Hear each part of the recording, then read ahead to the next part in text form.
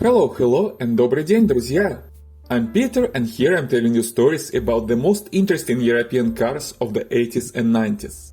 Today we are talking about the best handling and the most advanced Soviet car, the Lada Samara. Many people think that this car was developed by Porsche, and it's partly true. But the whole story is much more interesting and complicated, and I'm going to tell it to you, so stay tuned. This video is going to be a long one, so buckle up. But it is worth it, trust me. And before we start, don't forget to subscribe to my channel to never miss a new video. And if you are already subscribed, thank you so much. Now, let's get to the car. First, let's talk about the name. Well, the names in this case. The manufacturer's name was VAZ. It's VAZ and never VAZ, like I heard someone saying. VAZ stands for Volжский автомобильный завод, meaning the automobile plant on Volga River. The trade name of VAZ was and is Lada. This is an old Slavic word meaning a beautiful girl or someone I love. This word is also phonetically close to ladья, an ancient type of Slavic river boats, which you can see on the logo of VAZ. I guess whoever invented this brand played with words a little. Like all other Soviet cars, the Samara had an official numerical model name. It was VAZ-2108 for the 3-door hatchback, VAZ-2109 for the 5-door car, and VAZ-21099 for the sedan version. But this series also had personal names. For the local market it was called Lada Sputnik, and that was the first official use of the Lada name in the Soviet internal market. Sputnik means satellite, and not in a spacecraft meaning in this case, but as a close friend, a satellite person that goes hand in hand with you along your life path. For exported cars sold outside of the USSR, the name was different, Lada Samara, after the closest large city to the VAZ plant. But we are not finished with the names yet. When the sedan version appeared, it was briefly called Lada Forma for external markets, but this name never stuck. In 1997 the cars received the second generation, or a large facelift depending on how you look at that. The numeric indexes were changed, the name Sputnik was dropped, and the series officially got the name Samara or Samara 2 for all markets. But official names were not used in real life. Usually the 2108 was called just Восьмерка, literally meaning the number 8, and the 2109 Девятка, the number 9. The whole series also had a popular folk name Zubila, meaning a chisel, due to its wedge-like sharp shape. The Samara family was produced from 1984 to 2013 in Russia, in Tольятти and Sызрань, and also from 2004 to 2011 in Ukraine, in Zaporozhye and Kherson. There was also limited production in Finland and Belgium in the 1990s. In total, 5,291,000 cars were produced, that's a large number. The most popular version was the 5-door hatchback, with over 2.5 million units sold. The Samara, together with the Lada River, which I have another video about, were the most popular cars in Russia in the 90s and 2000s. The history of creation of the Samara line was very unusual for Soviet cars, and the Samara was extremely innovative car for the Soviet market. It was the second front-wheel drive passenger car in Soviet history.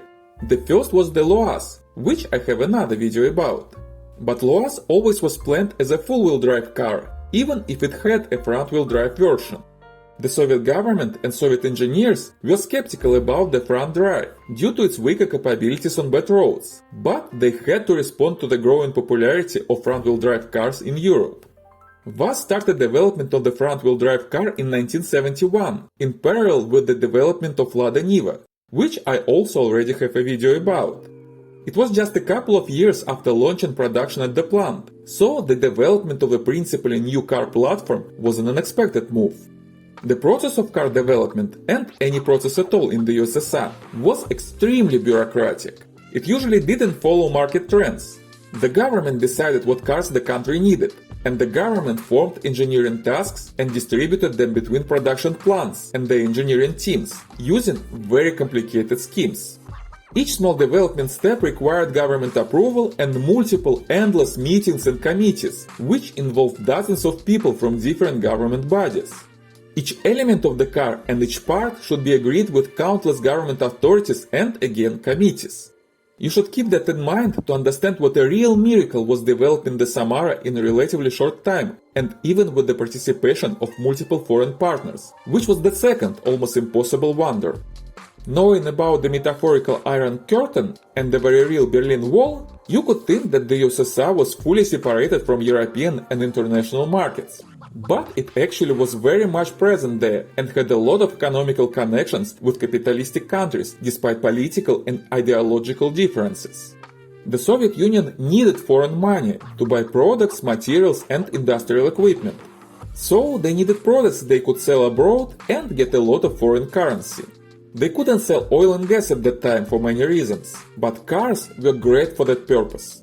So the USSR needed modern and competitive cars that they could export and bring money to the country. VAZ in the 70s was a new enterprise with a very talented young team, which already proved to be effective and be able to develop cars that brought a lot of money from exporting them. So they had a virtual carte blanche from the government and could afford doing much more than any other Soviet automotive plant. Even developing an absolutely new car on completely new technical principles, never seen in the Soviet Union before.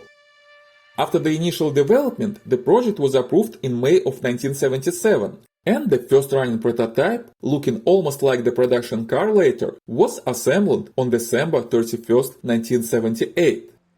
The design of the car was created by Vladislav Pashko and Viktor Kryazhev. The interior was designed by Vladimir Guba, and the overall project management and engineering was executed by Mark Demidovtsev. At first, VAZ wanted to buy a ready car from its long-term partner Fiat, like they did with the Fiat 124. That became the VAZ-2108 Zhiguli. Probably it would be the Fiat Ritmo, which I have another video about. But Fiat didn't want to sell its most modern development to the Soviets, because they didn't want VAZ to create competition for their own cars in Europe. Instead, they proposed to update the existing Lada Riva platform with a more modern body, something like they did with the FSO Polonez in Poland. But this wasn't what the Soviet government wanted. So the Soviet engineers and designers developed the car by themselves. But then they anyway needed foreign partners for improving the car and sourcing parts and production licenses. The first such partner was UTS, an Italian company owned by Fiat. Their role was to help VAZ organize production operations and help in procuring licenses for the production of parts and parts themselves. Another partner was very unexpected at first glance. That was Porsche. But actually VAZ already had good relations with Porsche since the development of Lada Niva, and some designers and engineers of VAZ came to Porsche for training. That was a very big deal at that time, when most Soviet people couldn't even travel abroad. The role of Porsche was to test and improve the car as an engineering consultant, and also help VAZ with the right connections and purchasing of parts and licenses. Porsche tested the prototypes of the car in Stuttgart and redesigned some elements. They reinforced and improved body structure, engineered the steering, improved gear shifting, engine compression and ignition, and introduced hundreds of small improvements. There are a couple of legends around this cooperation. The first legend says that Porsche gave VAZ the door handles from the Porsche 924 as a gift. They are really very similar. But the door handles of the same design were also used in Volkswagens and other European cars. But door locks of Samara were really licensed from the same manufacturer that made them for Porsche and Volkswagen. That makes this legend at least plausible. Another legend says that during the development of the Samara, Porsche proposed assembling the Porsche 924 in Moscow, but the Soviet government rejected this project. This is less likely to be true, because there were no production capabilities for such a project in Moscow at that time, and there wouldn't be enough customers for such cars in the Soviet Union, and Porsche knew that perfectly. The development of the Samara and preparing it for production were very difficult tasks, because it all happened in the environment of total lack of modern automotive technologies and parts in the Soviet Union. The Soviet industrial reality was that there wasn't only a new car created. The government had to create a whole new industry for manufacturing modern automotive components involving hundreds of production facilities and hundreds of thousands of workers. The Soviet government had to buy many licenses from foreign companies. They couldn't just steal technologies by reverse engineering, because that could harm future sales of the car in foreign markets. So they had to find the right suppliers and arrange the licensing deals with the help of Porsche and UTS. And that's how the Samara received carburetors license from Solex, front disc brakes of Lucas, a solid rear axle from the Volkswagen Polo and Audi 50, a steering rack from the Audi 80, tires from Michelin, and dozens of other parts and engineering solutions licensed from foreign companies. Basically, the Samara reshaped the whole Soviet automotive industry. The part-producing factories had to learn how to produce plastic parts and new technologies. For example, there were a lot of issues with the production of windshields and other glass parts.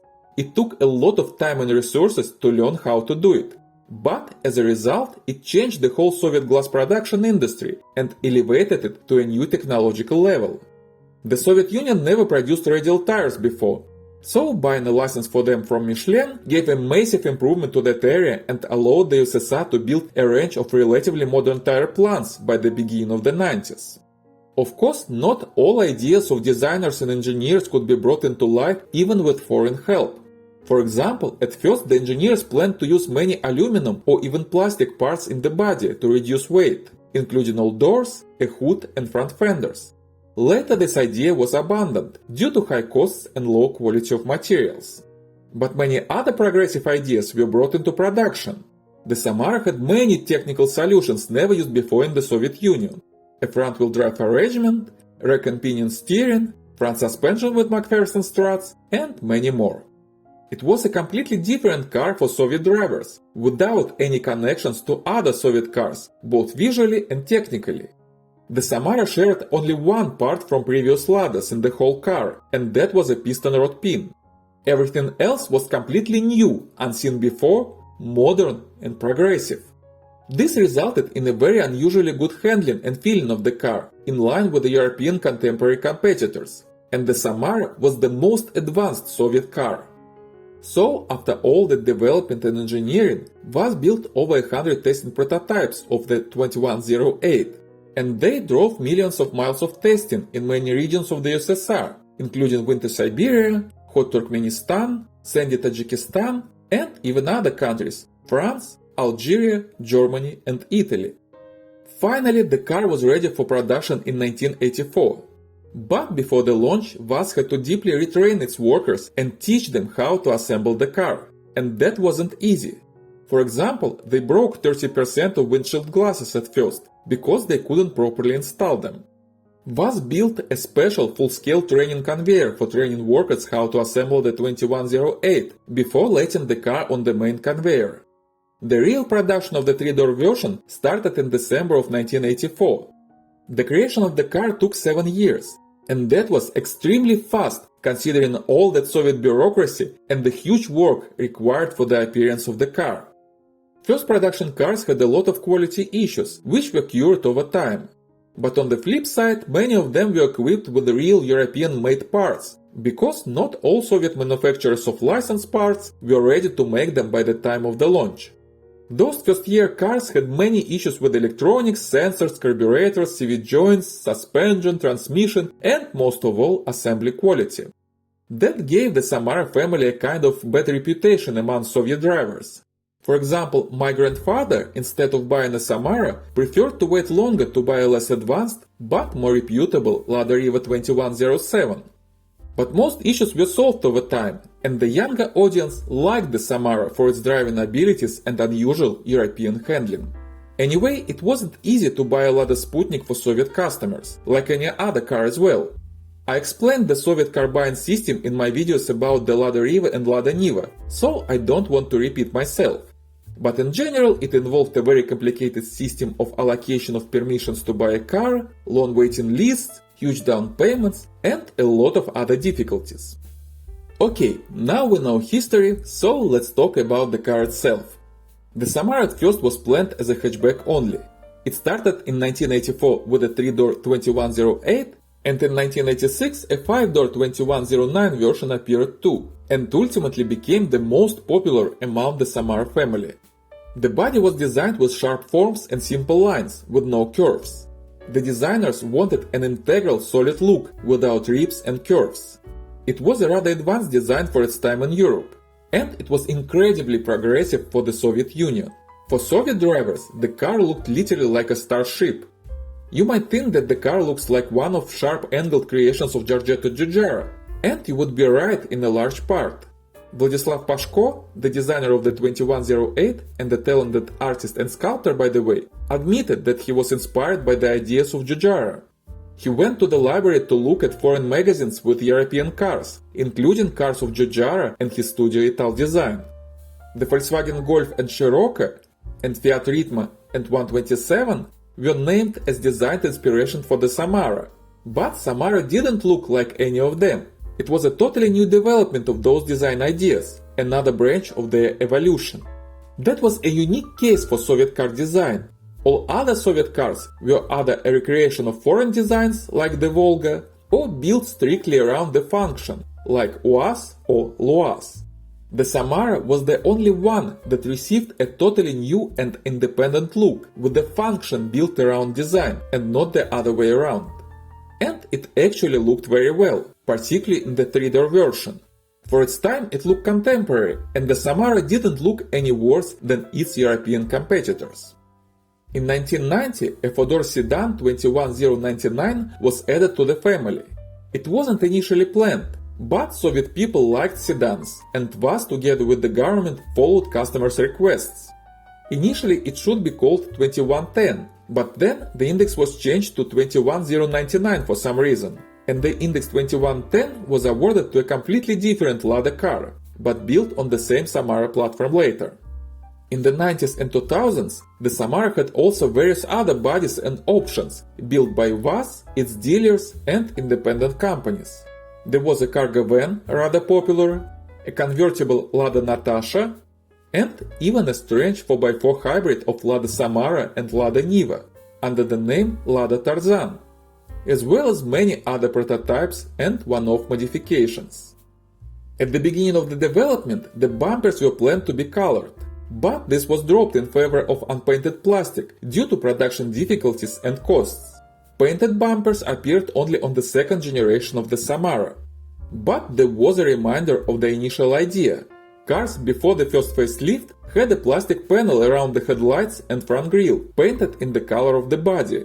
The front grille was also made of painted plastic and had a distinctive unusual look, like a beak of a bird. This shape was designed to cover the mechanics of headlight wipers. Not many cars really had those little wipers, but almost all Samara cars in the 80s had that front grille. And a lot of plastic was used in the cars in general. Plastic was a big deal in the 80s, a material of the future, and designers of the advanced Samara wanted to use it a lot, in the body and in the interior. The idea was good, but there was a lack of technologies and production capabilities in the Soviet Union to make all that the designers planned. And those plastic parts that were produced and installed, unfortunately, often had poor quality. Foreign dealers of Lada, by the way, often installed their own plastic parts, moldings and interior trims on the cars. Those parts had much better quality and made the car even more attractive. In 1993, the Samara received the first facelift. The plastic panel around the headlights disappeared. The shape of the front grille was changed. The hood and front fenders became longer to cover the place of the removed plastic panel. Also, the dashboard and some details of the interior changed. This version is known by its popular name long fender, versus pre-facelift cars known as short fender cars. This facelift is interesting because all implemented changes were already designed and planned before the first car came out of the production line, 10 years before the actual facelift. Moreover, most of them were already implemented in the sedan version of Samara 21099 in 1990. And even more, VAZ actually produced cars looking exactly like post-facelift cars since 1986, 7 years before the official facelift. They were called Luxe version and were built in small quantities exclusively for exporting. So this was probably one of the strangest facelift procedures in the whole automotive history. Starting from 1997, VAZ began a new update of the Samara series. By the way, now it was officially called Samara, and the name Sputnik was lost and forgotten. First, the sedan version 21099 was updated in 1997 and received a new index 2115. Next, in 2001, the 5-door 2109 was uplifted and renamed to 2114. And finally, in 2004, the 3-door 2108 became 2113. There is a place for discussion whether this was the second generation of the Lada Samara or just the second facelift. On the one hand, the car received different looks of the front and rear parts as well as plastic moldings along the sides. The engines were also updated. At the first look, the new cars looked different, and therefore VAZ considered them the second generation, with the official name Samara 2. But on the other hand, under the cheap plastic moldings, the car had almost no changes. Bumpers, hood, front grille and headlights were the only elements that changed any significantly, but all other body stayed the same, as it was developed in the 70s. And the new engine was essentially an update of the previous one, so from this point of view it was more like a facelift than a new generation. Anyway, the updated cars stayed in production for another decade, and were fully retired only in 2013. Inside, the Samara was also more advanced, more silent, more comfortable and more convenient than classic Lada cars, and at first glance looked not worse and maybe even better than German, Italian or French hatchbacks of the beginning of the 80s. The space was well organized and the car had good ergonomics. It was roomy for its class with a lot of space for people and luggage. It didn't give you the comfort of the Mercedes-Benz 126, of course, but it was larger and more spacious than the Volkswagen Golf, Fiat Ritmo or Lada Riva. But the front seats were thin and not that comfortable, especially for long trips. The fun fact is that they were one of the components designed by Porsche. So, if you ever need a question for a trivia, what was the worst product designed by Porsche, here it is. During its 30 years long lifetime, the Samara had three types of dashboards. The first one is known as a low panel, because it had a long shelf across the whole dashboard with the instrument cluster growing from it. After the first facelift in 1993, the car received a so-called tall panel, with a wider instrument cluster and a place for a radio to the right of it. This dashboard actually appeared first in 1986 on some of luxury-trimmed export cars, and was installed to some sedan models since 1991. But wide-range use on all cars of the family started in 1993. And with the appearance of the Samara 2 family, the dashboard was updated again with the so-called Euro panel, with the more modern roundish angles and buttons. An interesting fact, some Samaras could have a very futuristic digital instrument cluster since 1986. It actually was designed from the very beginning for all cars, but it was too expensive to produce, so only selected export cars got it. In total, there were only about 1500 cars with it, out of 5 million produced. The problem with the interior, as well as with the Samara family in general, was its quality. Good design and arrangement met the real life, where Soviet part suppliers couldn't make plastic parts correctly, and production workers couldn't assemble them together properly. So the Samara is notorious for rattling and creaking of virtually everything inside. If you add a low-quality hard plastic to this picture, you may understand the disappointment of many European car journalists and customers with that car. But inside the Soviet Union, that wasn't an issue. The noise inside the car wasn't much worse than inside any other Soviet car. They all had dubious assembling quality. But the look of the interior of the Samara, particularly with the low panel, became a kind of iconic for the 80s in the USSR. The Samara never had power steering, but steering itself was light, lighter than on any other Soviet car, and the steering wheel was large, so it wasn't difficult to steer. There were no active safety systems, no ABS, no stability control, and no airbags. It was a car for self-assured, desperate heroes. But some of cars made in the 90s in Finland under the name Lada Baltic could have a driver's airbag. The same situation was with comfort features. The Samara was more pleasant for drivers and passengers than the Lada Riva, but you didn't have anything for excessive comfort by Soviet scale. This meant no air conditioning, no trip computers, and even no standard radio. You had to buy and install an aftermarket radio or a tape player, and that wasn't easy in the Soviet Union. An interesting fact is that all Samaras produced had everything required for the installation of the AC. There were special places for pipes and pre-drilled holes in the engine block for the compressor of the AC. But in reality, only 3000 cars were produced with an air conditioning, and all of them were sold for export. Why? The USSR didn't have their own AC units, so they needed to buy it abroad for foreign currency. And if they spent foreign currency, they had to bring it back. So they couldn't sell cars equipped with the AC inside the USSR for Soviet rubles, and had to sell them abroad.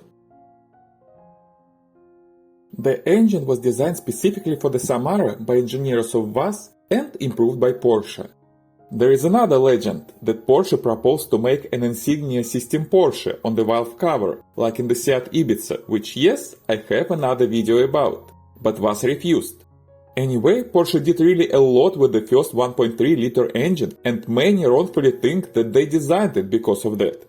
But no, it was their own design of VAZ, only improved by Porsche. Samaras used several engines during their life. All engines except for one were inline four-cylinder ones.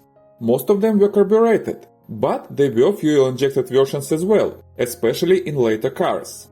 The first engine had a 1.3-liter displacement and produced 65 horsepower. It brought the car to the top speed of 150 km or 93 miles per hour, with 0 to 60 miles per hour in 16 seconds. This is not that impressive, but it is 2 seconds faster than the Lada Riva, and that was a lot for Soviet drivers. The Samara was very light, about 900 kilos or 2000 pounds. So even with weak engines, it had rather pleasant dynamics for its time. Some cars intended for sale in countries with high taxes were equipped with a 1.1-liter engine with just 54 horsepower, a top speed of 140 km or 87 miles per hour, and 0 to 60 in 17 seconds. But this version was obviously weak and wasn't popular. In the late 80s, the same 1.3-liter engine was increased to 1.5 liters and produced 70 horsepower, a top speed of 156 km or 97 miles per hour, and 0 to 60 in 15 seconds. This was the most popular version. Later, in the end of the 90s, the 1.5 engine was equipped with fuel injection and now produced 78 horses, 170 km or 106 miles per hour, with 0 to 60 miles per hour in 13 seconds. In the 2000s, the Samara 2 family received a new engine from another VAZ car, the VAZ-2108. Well, it was a kinda new engine, but it actually was an upgraded Samara engine, so it was essentially the same thing. With a 1.6-liter displacement and fuel injection, it produced up to 81 horsepower and brought the car to a top speed of 158 km or 98 miles per hour with 0 to 60 in 12 seconds. But there was one more very interesting engine. In the middle of the 80s, VAZ installed in the Samara a 1.3-liter 1-kil rotary engine, producing 140 horny ponies with a top speed of 200 km or 124 miles per hour and 0 to 60 in 8 seconds. That was faster than the Volkswagen Golf GTI. VAZ sent cars with rotary engines to the Soviet police and the KGB, and also used them for the factory racing team. But the problem of those engines was their short life, and only a small part of them lived longer than 1 year of everyday usage. The regular 4-cylinder engines were good by design and rather long-lasting, but required relatively much maintenance, which was not that easy task in Soviet conditions. For example, it had a timing belt instead of a timing chain. It made the engine quiet, but it had to be replaced every 50,000 kilometers or 32,000 miles. VAZ didn't have many authorized service stations, and unofficial mechanics didn't know how to perform this operation. And getting a new timing belt was a huge issue, although there was a real issue to buy any part for any Lada cars in the Soviet Union in the 80s. You couldn't just come to a store and buy it. There was a huge deficit of spare parts. You had to wait weeks and months, or pay double and triple to shady underground resellers. It wasn't easy to be a car owner in the Soviet Union. So we are very lucky today that we can get virtually any part quickly and without hassle. For example, you can get great performance parts in my own online store nikamotors.com. We have over 10,000 ways to improve cars on our website now. And if we don't have something you need, we most likely can get it very quick, even if it isn't listed on the website. So, check out nikamotors.com by the link in the description below, subscribe to my second YouTube channel Nika Motors, and let's get back to the Lada Samara. In addition to its long life as a popular civilian car, the Lada Samara had an impressive career as a racing car. It participated in many rally racing and track racing championships in Soviet time and in post-Soviet Russia, and had multiple owned championships specifically for Samaras. But there wasn't only the Soviet Union and Russia. Young Juan Pablo Montoya once won the Lada Championship in Colombia. The strangest thing for me is the existence of such a championship in Colombia. A French distributor of Lada, Jean-Jacques Poc, who early created cool rally cars on the Lada Niva platform, built several rally cars with the Samara too. They used a 3.6-liter Porsche engine and the four-wheel drive system of the Porsche 959. The suspension was developed together with the Soviet airliner production company Tupolev.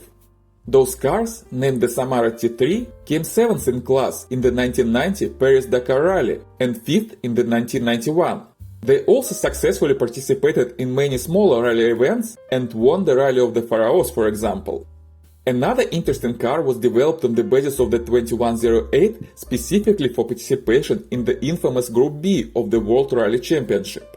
Its name was Lada Eva. Eva was the abbreviation for the experimental Vilnius automotive plant. It was a mid-engine car with a turbocharged engine producing 300 horsepower. Unfortunately, it didn't have a chance to compete because the Group B was cancelled. But let's get back to regular cars. At first, the Lada Samara could be equipped with a 4-speed manual transmission only. The 5-speed gearbox came later, at the end of the 80s, and had a bad reputation at first due to poor reliability. But then it got better. So in the 90s and 2000s, all factory Samaras were equipped with the 5-speed manual transmissions. The automatic transmission was never an option, but some special order cars in the 90s could have a 6-speed manual transmission, but it wasn't popular. The gearbox itself wasn't bad. Its distinctive point against European cars was the unusually long travel of the gear lever at changing gears.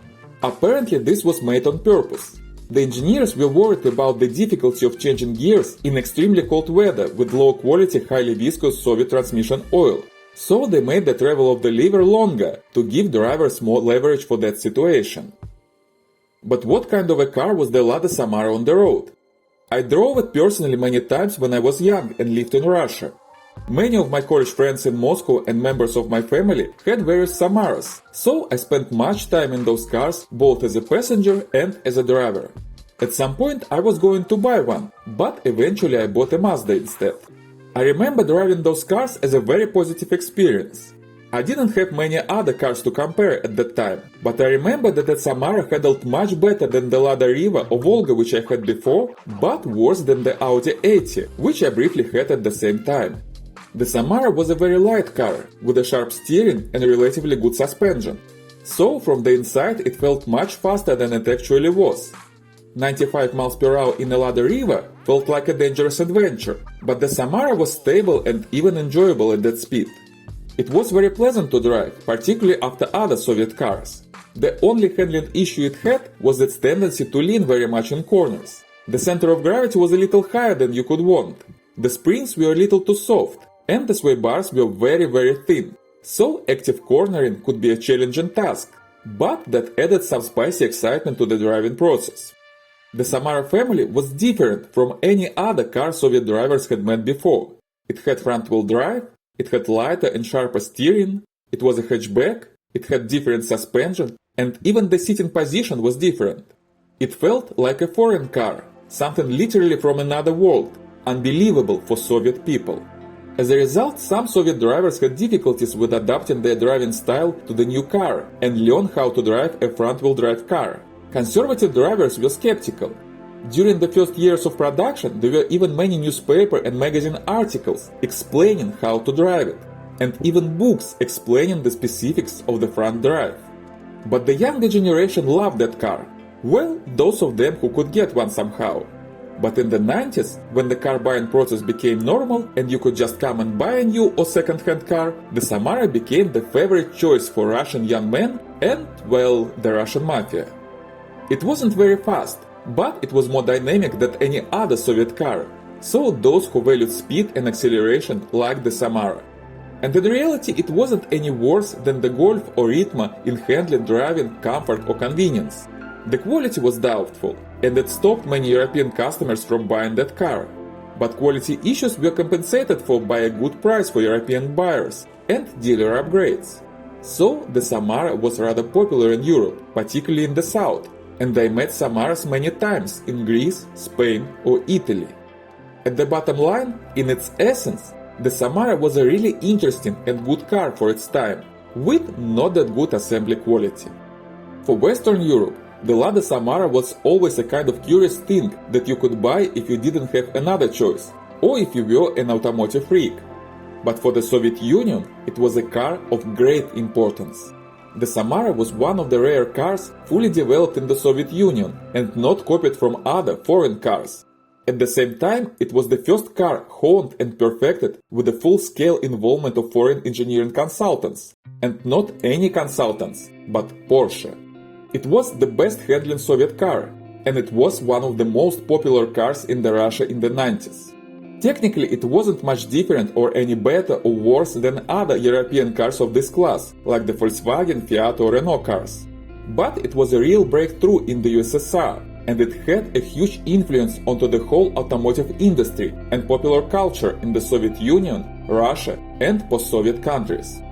The technological boost related to the development of the Samara could become a basis for the further development of the Soviet automotive industry.